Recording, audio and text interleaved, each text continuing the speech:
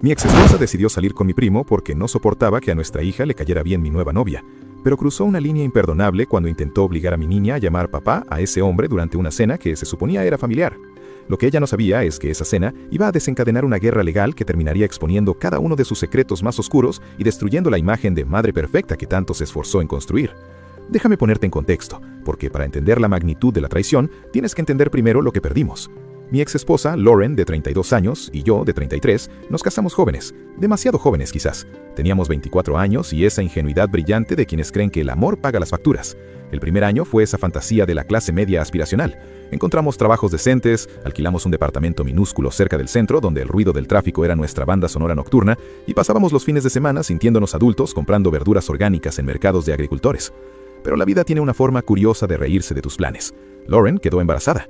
No estaba en el guión, no habíamos marcado esa casilla en nuestro plan quinquenal, pero tampoco fue una tragedia. De hecho, nos convencimos de que era una bendición, una señal de que estábamos listos para el siguiente nivel.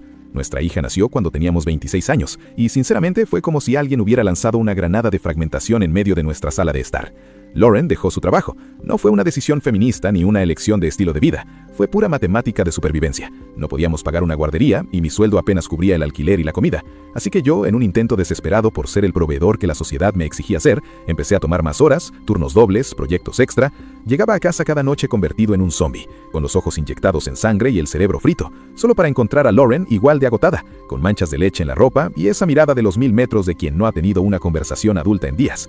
Así es como mueren las relaciones, no con un estallido, sino con un susurro constante de agotamiento. Dejamos de hablar de sueños, de política, de nosotros. Nuestras conversaciones se redujeron a logística, citas con el pediatra, pañales y lo mucho que odiaba a mi jefe. El resentimiento empezó a crecer como moho en las esquinas de nuestra vida. Lauren me acusaba de no ayudar lo suficiente. Yo, que trabajaba 12 horas al día, sentía que me estaba matando por ellas y que al llegar a casa, en lugar de un refugio, encontraba otro trabajo. Ella decía que yo no entendía la tortura psicológica de estar encerrada todo el día con un bebé que llora, y tenía razón, pero yo tampoco sentía que ella entendiera mi carga. Cuando nuestra hija cumplió 2 años, nos miramos a la cara y admitimos la derrota. El divorcio fue, para sorpresa de todos, increíblemente fluido. Supongo que estábamos tan hartos de pelear que ni siquiera teníamos energía para discutir por los bienes. Acordamos una custodia compartida perfecta, semanas alternas, un intercambio casi militar los domingos a las 6 de la tarde. Durante 4 años funcionó como un reloj suizo. Lauren consiguió trabajo, yo ascendí, el dinero dejó de ser un problema asfixiante y nuestra hija creció teniendo 2 hogares, 2 habitaciones llenas de juguetes y 2 padres que, aunque no se amaban, se respetaban lo suficiente como para ser cordiales en la puerta de entrada. Teníamos una regla de oro, una ley no escrita grabada en piedra. Nadie presenta a una pareja a la niña a menos que sea algo serio, algo con futuro de matrimonio. Y durante años cumplimos. Tuvimos citas, claro, pero eran fantasmas que entraban y salían de nuestras vidas sin tocar la de nuestra hija. Parecía que habíamos logrado lo imposible, un divorcio que no había traumatizado a la niña. Éramos el ejemplo a seguir. Hasta que hace un año conocí a mi actual novia. Ella tiene 29 años y desde el primer café supe que era diferente. No solo me gustaba ella, me gustaba quién era yo cuando estaba con ella. Pero la prueba de fuego era mi hija. Tras 6 meses de relación sólida, decidí que era hora. Como el caballero que intentaba ser, llamé a Lauren. Le pedí permiso. Quería hacer las cosas bien, sin sorpresas, con transparencia total. Lauren, con esa voz dulce que usa cuando todo está bajo su control, me dijo que no había problema. El primer encuentro fue mágico. Mi novia no intentó ser una madre sustituta, no forzó la situación. Simplemente se sentó en el suelo a jugar, escuchó con atención genuina las historias inconexas de una niña de 6 años y para el final de la tarde ya tenían chistes internos. Se llevaron demasiado bien.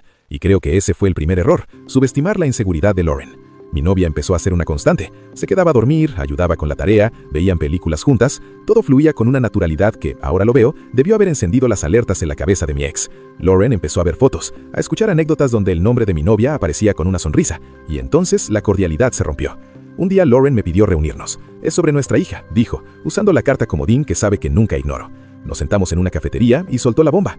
Quería entrevistar a mi novia. Lo disfrazó de preocupación maternal. Dijo que era por la seguridad y el bienestar de la niña, que necesitaba verla a los ojos antes de que esto avanzara más. Acepté. Organicé un almuerzo 2 semanas después. Fue sin duda alguna la comida más incómoda de mi vida. Nos sentamos en una mesa de esquina, mi novia, Lauren y yo.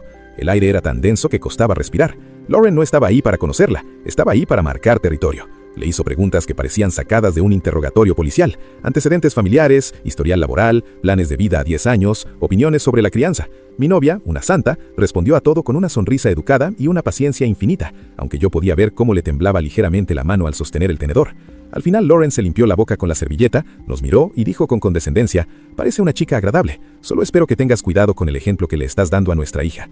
Cuando le pregunté a qué demonios se refería, me dio una respuesta vaga sobre valores y estabilidad.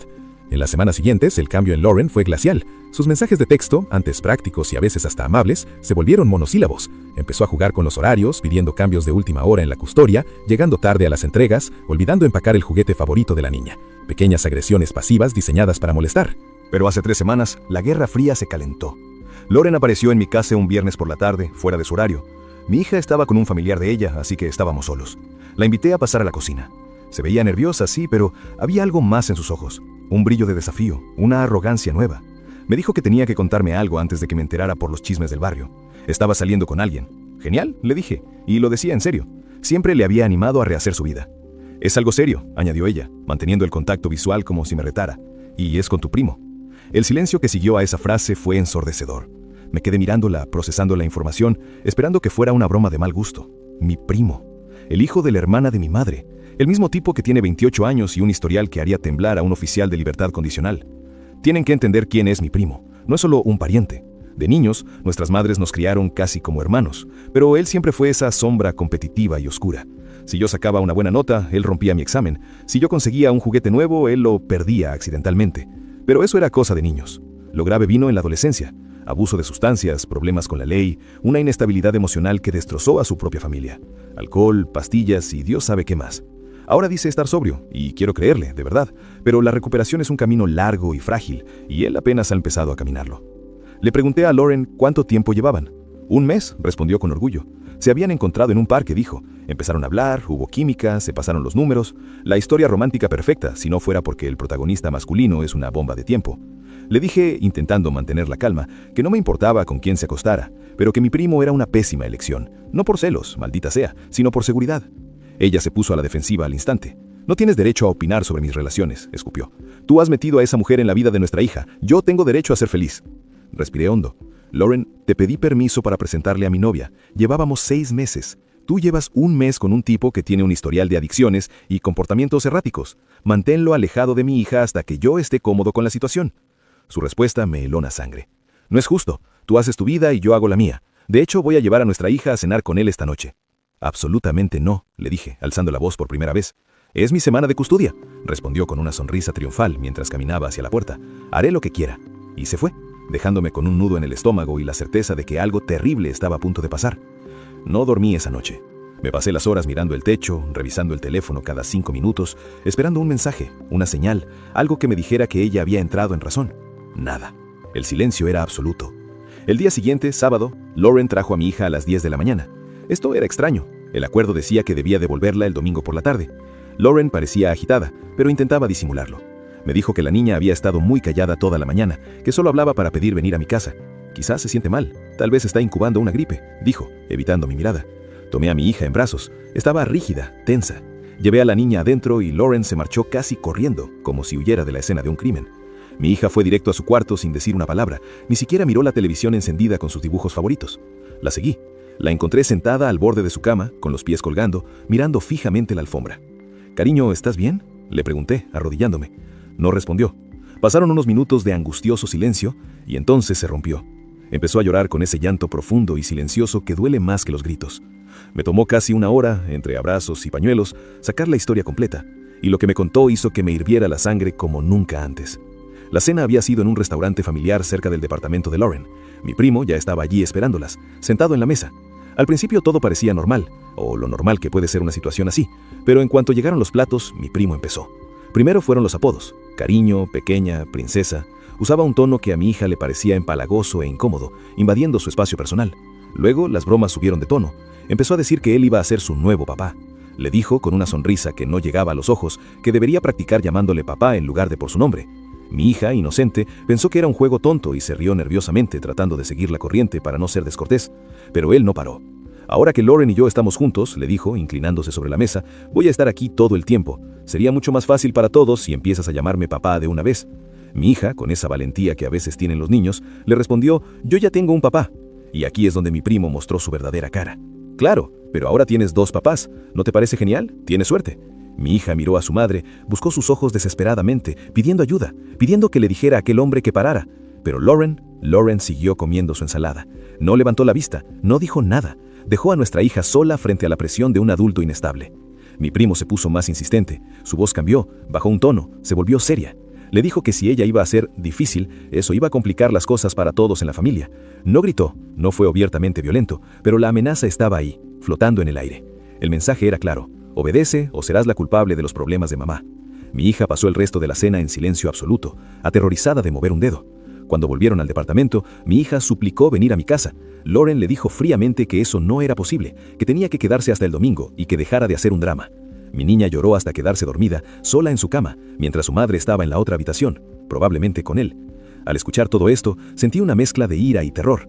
Mi hija me miró con los ojos hinchados y me preguntó, con la voz temblorosa: ¿tengo que volver a casa de mamá la próxima semana?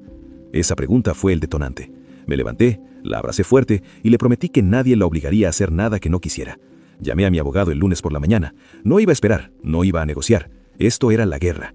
Le expliqué la situación con todo lujo de detalles. Mi abogado, un hombre que ha visto de todo, se quedó en silencio un momento. Podemos solicitar una modificación de custodia de emergencia por angustia emocional. No es fácil de conseguir. Los jueces odian cambiar el status quo sin pruebas físicas de abuso. Pero si demostramos que el bienestar psicológico de la niña está en riesgo inminente, un juez podría ajustar temporalmente el acuerdo. Hazlo, le dije. Presenta los papeles hoy mismo. Esa misma tarde se presentó la moción. 3 días después notificaron a Lauren. Su reacción fue inmediata y explosiva. Me llamó gritando tan fuerte que tuve que apartar el teléfono de mi oreja. Gritaba que yo era un monstruo, que intentaba quitarle a su hija por una mala cena, que estaba exagerando todo por celos. No es por la cena, Lauren, le dije con una calma helada. Es por tu criterio. Es por permitir que un hombre inestable intimide a nuestra hija en tu presencia y no hacer nada. Es por priorizar tu aventura amorosa sobre la seguridad emocional de tu hija. Me colgó, y entonces empezó el circo mediático. 2 días después empecé a ver las publicaciones en Facebook e Instagram. Lauren había escrito parrafadas sobre cómo su ex marido narcisista estaba celoso de su felicidad.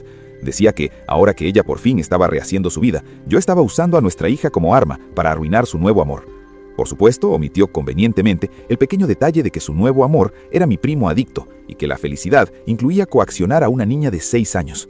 Los comentarios eran un hervidero de apoyo ciego. Mantente fuerte, reina. Los hombres no soportan vernos felices. Lucha por tu hija. La familia de Lauren cerró filas en torno a ella. Sus padres, que siempre habían sido amables conmigo, me bloquearon. Parecían no tener problema con que ella saliera con mi primo, o quizás Lauren les había vendido una versión edulcorada de la realidad. Pero mi propia familia, eso fue otra historia. Mis padres se horrorizaron cuando les conté lo sucedido. Conocen a mi primo, conocen sus demonios. Mi madre, una mujer que normalmente evita el conflicto, llamó a su hermana, la madre de mi primo, y la enfrentó. Según me contó mi padre, la llamada fue brutal. Mi tía defendió a su hijo con uñas y dientes. Dijo que mi hija era una manipuladora, que solo quería llamar la atención y que estaba inventando cosas para separarlos.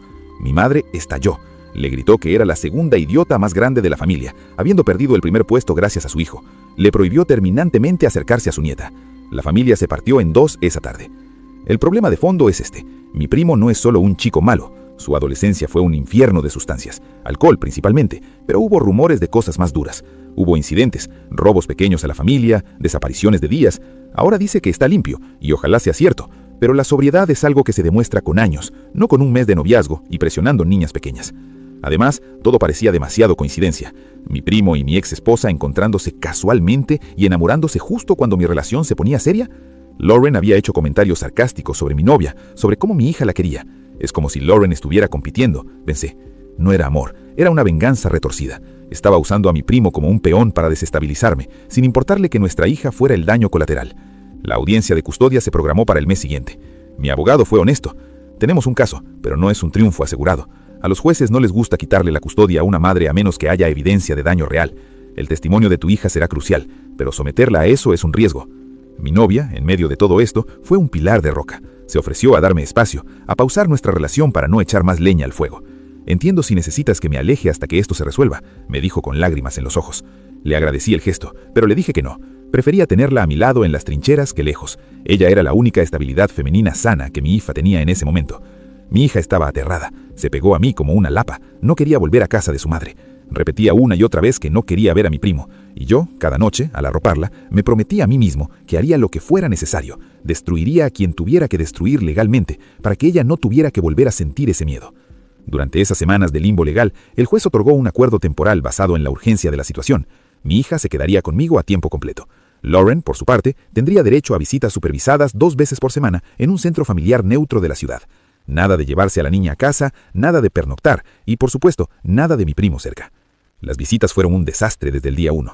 Yo llevaba a mi hija hasta la puerta del centro, sintiendo cómo su manita apretaba la mía con tanta fuerza que casi me cortaba la circulación. Ella entraba caminando lento, como si fuera al patíbulo. Lauren, según los informes que me llegaban después, pasaba la hora intentando forzar una conexión que ella misma había roto. Cuando mi hija no respondía con el entusiasmo que Lauren esperaba, mi ex se frustraba. Pero en las redes sociales, la realidad era otra. Lauren posteaba fotos antiguas de ellas dos abrazadas con textos desgarradores sobre la injusticia del sistema. Decía que, ahora que ella por fin estaba rehaciendo su vida, yo estaba usando a nuestra hija como arma para arruinar su nuevo amor. Por supuesto, omitió convenientemente el pequeño detalle de que su nuevo amor era mi primo adicto y que la felicidad incluía coaccionar a una niña de 6 años. Los comentarios eran un hervidero de apoyo ciego. Mantente fuerte, reina. Los hombres no soportan vernos felices. Lucha por tu hija. Y entonces, una noche, la amenaza dejó de ser digital y se volvió física. Eran las 9 de la noche. Acababa de acostar a mi hija después de leerle 2 cuentos para calmar su ansiedad. Estaba en la cocina lavando los platos, con el zumbido del refrigerador como única compañía, cuando escuché golpes en la puerta principal. No eran toquidos educados, eran golpes secos, violentos. Miré por la mirilla. El corazón se me detuvo un segundo. Era él, mi primo. Estaba parado en mi porche, con la mirada vidria y una postura agresiva. No abrí. Puse el cerrojo de seguridad y retrocedí. Él siguió golpeando. «Sé que estás ahí», gritó. Su voz se arrastraba un poco, lo suficiente para hacerme dudar de esa famosa sobriedad. «Necesitamos hablar. Sal y da la cara, cobarde». Llamé a la policía inmediatamente. Mis manos temblaban mientras marcaba el 911, no por miedo a él, sino por miedo a que despertara a mi hija y la aterrorizara de nuevo. Mientras esperaba a la patrulla, él siguió gritando incoherencias sobre cómo yo estaba arruinándole la vida a Lauren y que pagaría por esto. Cuando las luces azules de la policía iluminaron la calle, él ya se había ido, desvaneciéndose en la oscuridad como la rata que era. Los oficiales tomaron mi declaración. Les mostré las grabaciones de la cámara del timbre. Dijeron que lo documentarían todo. Mi abogado se robó las manos cuando le envié el informe policial al día siguiente. «Esto es oro», dijo. Pero había más. Mi abogado también recopiló una serie de mensajes de texto que mi primo me envió en la madrugada. Mensajes llenos de veneno, llamándome patético, diciendo que yo estaba celoso de que Lauren hubiera pasado de página con un hombre de verdad. Pero hubo un mensaje en particular que me heló la sangre. Decía: «Hago todo esto porque tu hija eventualmente se dará cuenta de que tú eres el problema y querrá pasar más tiempo conmigo y con Lauren. Vas a perderla por ser un controlador». Llegó el día de la audiencia. El aire en el juzgado olía a desinfectante y desesperación. Lauren llegó con su abogada, vestida de manera impecable, proyectando esa imagen de madre sufrida. Su familia estaba allí, ocupando una fila entera, mirándome como si yo fuera el diablo encarnado. La abogada de Lauren atacó primero. Intentó pintar la situación como un malentendido exagerado por un exmarido rencoroso. «El señor Ope está sacando las cosas de contexto para castigar a mi clienta por haber rehecho su vida», argumentó con elocuencia teatral. Presentó testigos de carácter. La hermana de Lauren subió al estrado y lloró, diciendo que Lauren la llamaba a diario destrozada por extrañar a la niña. La madre de Lauren declaró bajo juramento que yo actuaba por puro despecho. Era un espectáculo bien ensayado. Entonces llegó nuestro turno. Mi abogado, con la calma de un tiburón, presentó el informe de la psicóloga del juzgado. Mi hija había tenido una sesión extensa con una especialista en niños, y lo que salió en esa sesión hizo que el color desapareciera de la cara de Lauren. La psicóloga testificó con voz neutra y profesional. Reveló detalles de la cena que mi hija no me había contado, probablemente por miedo o vergüenza. Para empezar, mi hija había mencionado una botella especial en la mesa. Una botella que Lauren y mi primo compartían. Vino. Mi primo, el adicto recuperado, había estado bebiendo alcohol durante la cena, con la total complicidad de Lauren. Un murmullo recorrió la sala. La abogada de Lauren intentó objetar, pero el juez la silenció con un gesto de mano. La psicóloga continuó. Según la niña, mi primo había sido mucho más agresivo de lo que yo sabía. Hubo contacto físico no deseado. Él le había apretado el hombro con fuerza cuando ella se negó a llamarlo papá, un gesto intimidatorio para forzar la sumisión. Y lo peor, fueron inapropiados delante de ella. Mi primo había estado toqueteando a Lauren en la mesa, besándole el cuello, haciendo comentarios de índole sexual en voz baja que, aunque la niña no entendía del todo, le causaban una profunda repulsión. Lauren, según la niña, se reía nerviosamente y le decía que parara, pero no hacía nada real para detenerlo. El juez, un hombre mayor con cara de pocos amigos, dejó de tomar notas y miró fijamente a Lauren. Ella bajó la cabeza. Hubo un receso. Esperamos en el pasillo. El silencio entre las dos familias era un muro de hormigón. Lauren lloraba en un banco, consolada por su madre. Yo caminaba de un lado a otro, sintiendo que me iba a explotar el pecho. Al volver a la sala, el juez no perdió el tiempo.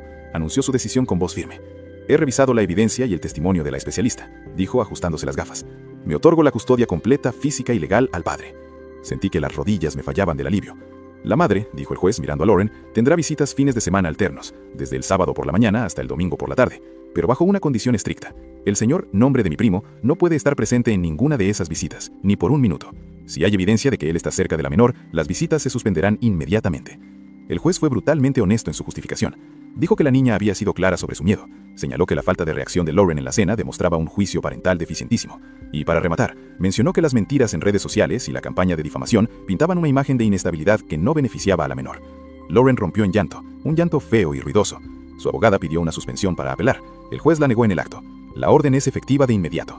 Salí de ahí sintiendo que había ganado una batalla, pero la guerra estaba lejos de terminar. Esa misma noche mi teléfono volvió a sonar. Era mi tía, la madre de mi primo. No llamó para disculparse, llamó para gritarme. Has arruinado la vida de mi hijo y de Lauren. Ahora todo el mundo sabe sobre su recaída por tu culpa. Ahí estaba la confirmación. Ella sabía que él estaba bebiendo de nuevo. Ella lo sabía y no le importó que estuviera cerca de mi hija. Le respondí con frialdad.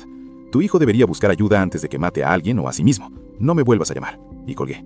Mi madre me llamó poco después. Mi tía, en un ataque de locura, había enviado un correo masivo a toda la familia extendida. Nos acusaba de inventar historias, de adoctrinar a la niña para que mintiera, y aseguraba que su hijo era un santo víctima de una conspiración. Mi madre respondió a ese correo, con copia a todos, exponiendo la verdad de la corte. La familia estaba oficialmente en guerra civil. Los días siguientes fueron una extraña calma.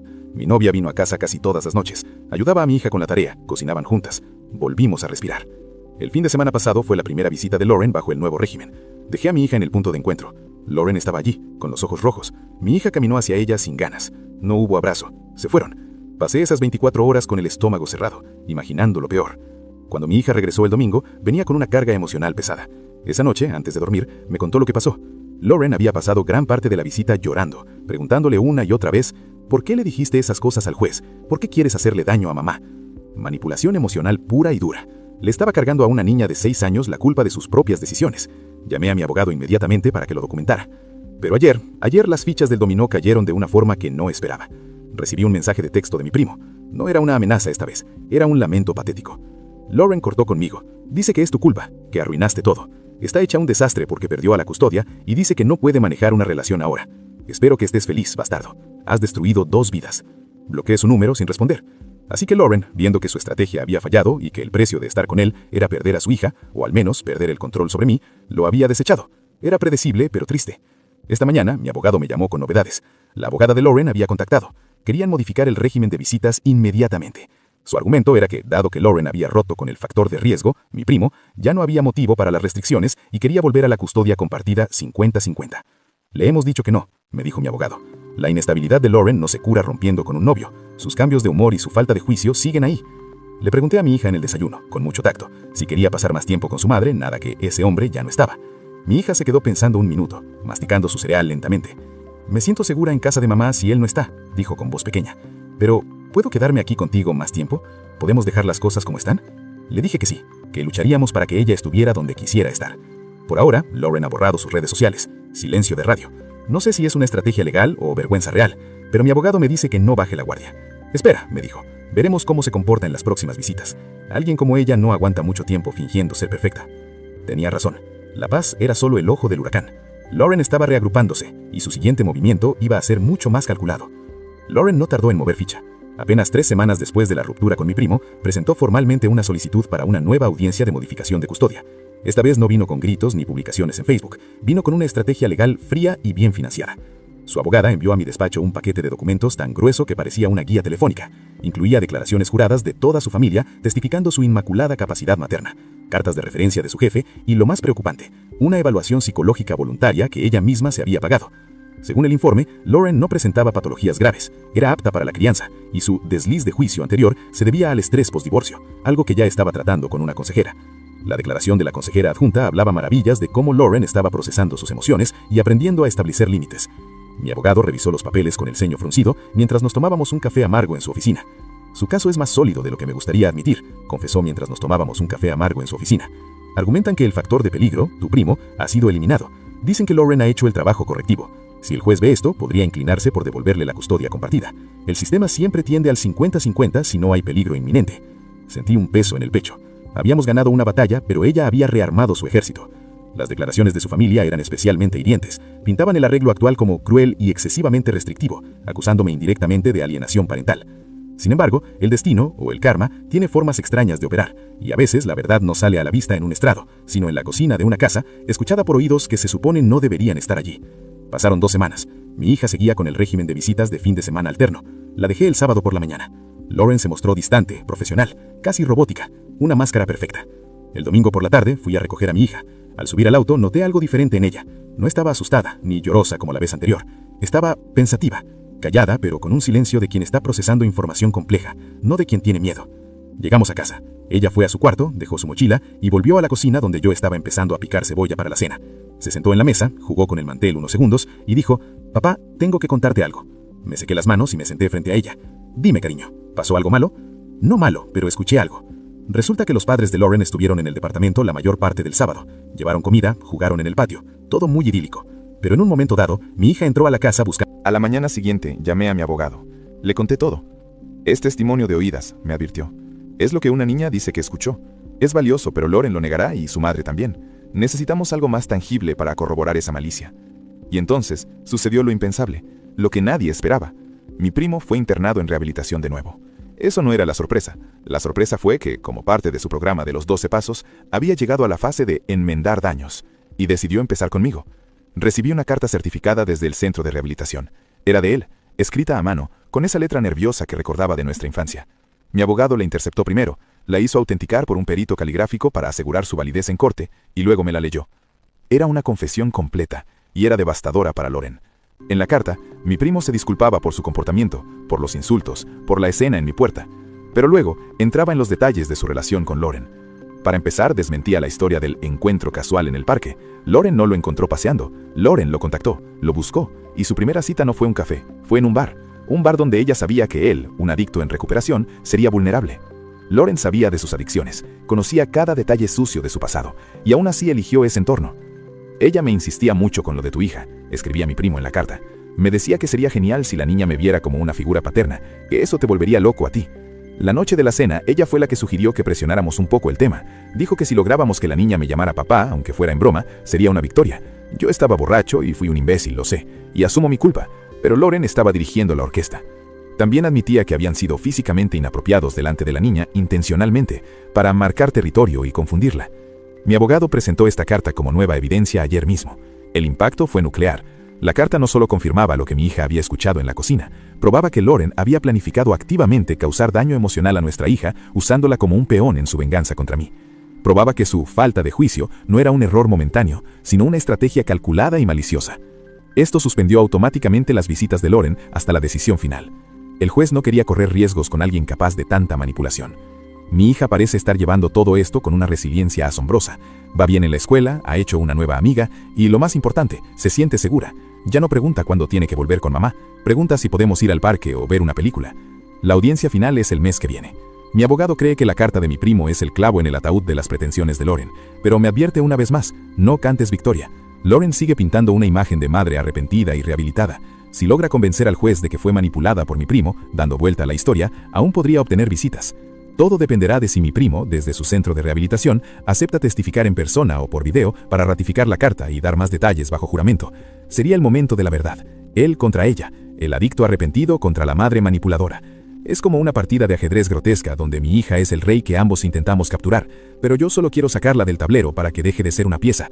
Confío en que el tratamiento de mi primo funcione, no por él, sino por la verdad.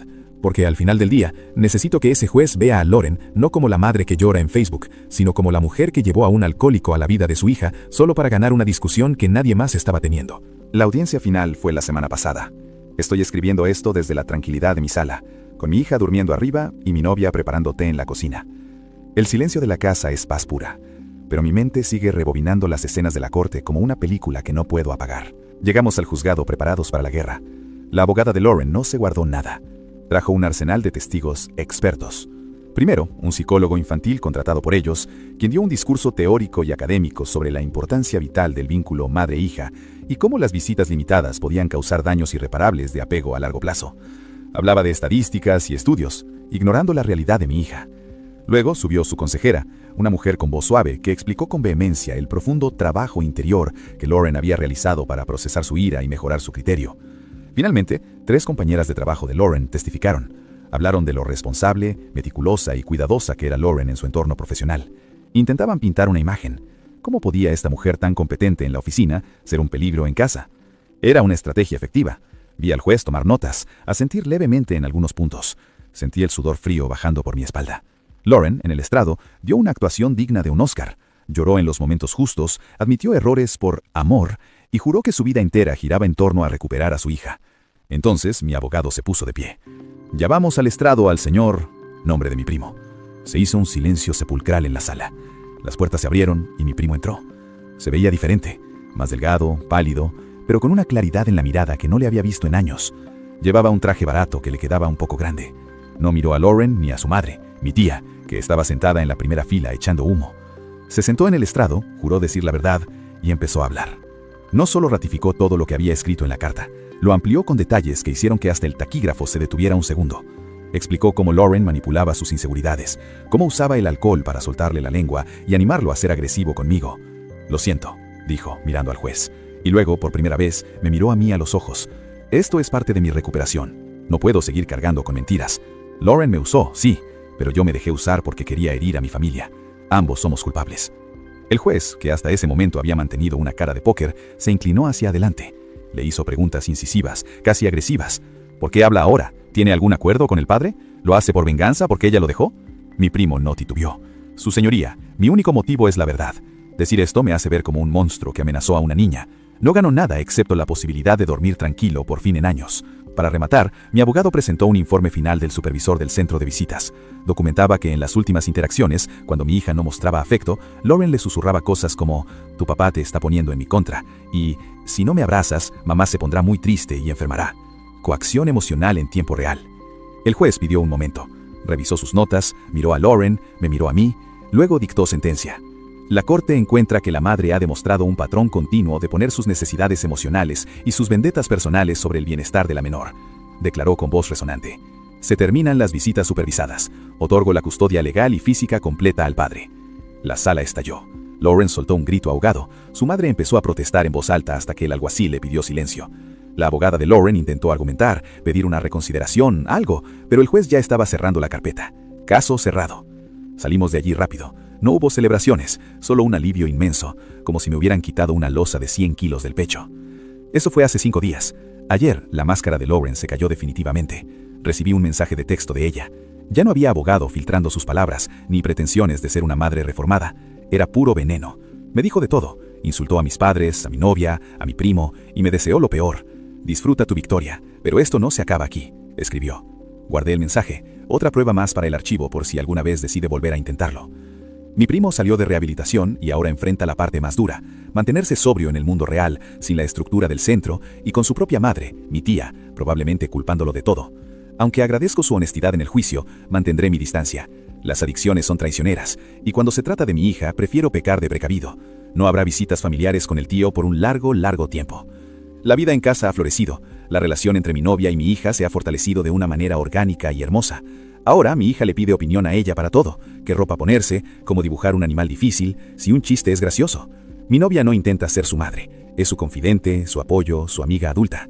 Anoche ocurrió algo que me dejó pensando. Estábamos cenando y mi hija, con la boca llena de espaguetis, me preguntó, «¿Te vas a casar con ella?», señaló a mi novia con el tenedor. Casi me atraganto. Le pregunté de dónde sacaba eso. «Una amiga de la escuela dice que cuando un papá tiene novia mucho tiempo, se casan», respondió con la lógica implacable de los niños. Miré a mi novia. Se puso roja, pero sonrió. No lo habíamos hablado seriamente, pero la pregunta de mi hija no me asustó. Al contrario, sentí una calidez extraña. «Creo que es un poco pronto», le dije a mi hija, «pero es una buena pregunta». Actualización final. 3 años después. Sé que ha pasado mucho tiempo, pero creo que esta historia merece un cierre real. Escribo esto 3 años después de aquel juicio. Mi hija está prosperando. Es una niña feliz, segura y brillante. No ha vuelto a ver a Lauren en todo ese tiempo. Lauren intentó solicitar visitas 1 año después del juicio final. El juez le concedió una oportunidad, visitas supervisadas en el centro, de nuevo. Fue un desastre. Mi hija ya era más grande, tenía voz y voto, y fue muy clara con su disconformidad. Lauren, incapaz de manejar el rechazo, perdió la paciencia en la segunda visita. Gritó, culpó a todos menos a ella misma, y salió del centro hecha una furia. Nunca volvió a solicitar una visita. Desde entonces, silencio absoluto. Sé que se mudó a otra ciudad. La última vez que supe de ella fue indirectamente, cuando se enteró que me casaba. Sí, me casé. Le pedí matrimonio a mi novia, ahora esposa, 6 meses después de aquella cena de los espaguetis. Lo discutimos, esperamos a que todo el polvo legal se asentara y lo hicimos oficial. Mi hija fue la niña de las flores, o más bien la reina del baile. Bailó con nosotros, con mis padres, con sus amigos. Verla reír así, sin sombras, sin miedos, fue el mejor regalo que la vida me pudo dar. Mi primo sigue sobrio, hasta donde sé. Lo he visto unas cuantas veces en eventos familiares obligatorios, funerales, bodas lejanas. Nos saludamos con un movimiento de cabeza, pero no hablamos. Él sabe que no puede acercarse a mi hija y respeta el límite. Espero que le vaya bien, de verdad, pero lejos de nosotros. Al final aprendí que no puedes controlar la locura de los demás, ni puedes forzar a alguien a ser un buen padre o madre. Lo único que puedes hacer es construir un muro de protección alrededor de los que amas y asegurarte de que dentro de ese muro haya tanta felicidad y estabilidad que el caos de afuera no pueda tocarlos. Lauren quiso usar a nuestra hija como un arma para herirme. Al final el arma se disparó hacia atrás y ella terminó hiriéndose a sí misma, perdiendo lo único que realmente importaba. Yo gané la custodia, sí, pero la verdadera victoria no fue legal. La victoria es ver a mi hija dormir tranquila cada noche, sabiendo que nadie va a obligarla a llamar papá a un extraño nunca más.